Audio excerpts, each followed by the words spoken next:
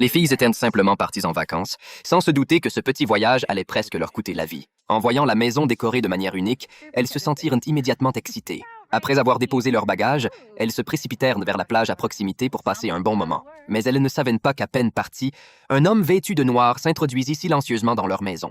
Il se dirigea directement vers leurs bagages, ouvrit la valise et commença à fouiller leurs vêtements. Ce comportement était tout simplement dégoûtant. Pendant ce temps, les trois filles n'avaient aucune idée de ce qui se passait. Elles profitaient toujours du beau temps à la plage. Là-bas, elles rencontrèrent même un homme charmant nommé Jack. Après avoir discuté, ils devinrent rapidement amis. Mary ressentit immédiatement une connexion avec Jack, comme si elle s'était toujours connue. Espérant aller plus loin, Mary et Jack décidèrent de retourner à la maison pour passer plus de temps ensemble. À ce moment-là, l'homme en noir était toujours là.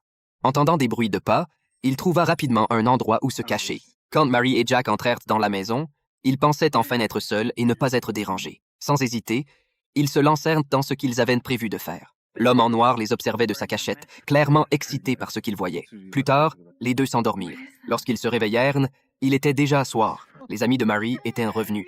En voyant Jack à la porte, les filles comprirent immédiatement ce qui s'était passé.